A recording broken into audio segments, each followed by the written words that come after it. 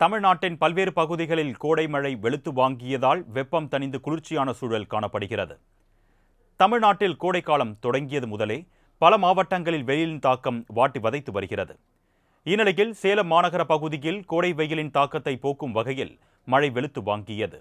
குறிப்பாக புதிய பேருந்து நிலையம், அம்மாப்பேட்டை, கோரிமேடு, கிச்சிபாளையம் மற்றும் அதன் சுற்றுவட்டார பகுதிகளில் சுமார் 1 மணி நேரத்திற்கு மேலாக பெய்த கனமழையால் பொதுமக்கள் மகிழ்ச்சியடைந்தனர்.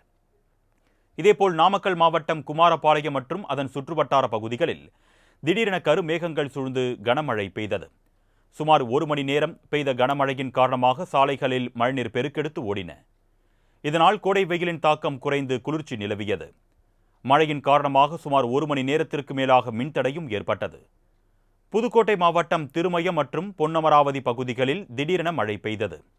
அரை மணி நேரத்திற்கு மேலாக பெய்த மழையால் சாலையில் வெள்ளம் பெருக்கெடுத்து ஓடியது.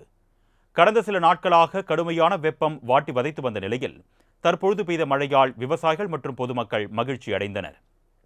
தென்காசி மாவட்டத்தில் இடி மின்னலுடன் கூடிய கனமழை பெய்தது. இதனால் சாலையில் மழைநீர் பெருக்கெடுத்து ஓடியது. மேலும் வெப்பம் தணிந்து குளிர்ச்சியான சூழலும் நிலவுகிறது. பொள்ளாச்சி, ஆழியாறு, கோட்டூர், ஆனைமலை உள்ளிட்ட பகுதிகளில் பலத்த காற்றுடன் மழை பெய்தது. இதனால் வெப்பம் தணிந்து குளிர்ந்த சூழ்நிலை காணப்பட்டது. தொடர்ந்து இதுபோன்ற மழை பெய்தால் வறட்சியால் பாதிக்கப்பட்ட விளைநிலங்கள், பயிர்களை காப்பாற்ற முடியும் என்று விவசாயிகள் நம்பிக்கை தெரிவித்தனர். இதேபோல் திருவள்ளூர் மாவட்டம் திருத்தணி அருகே திடீர் கோடை மழை பெய்ய தொடங்கியது.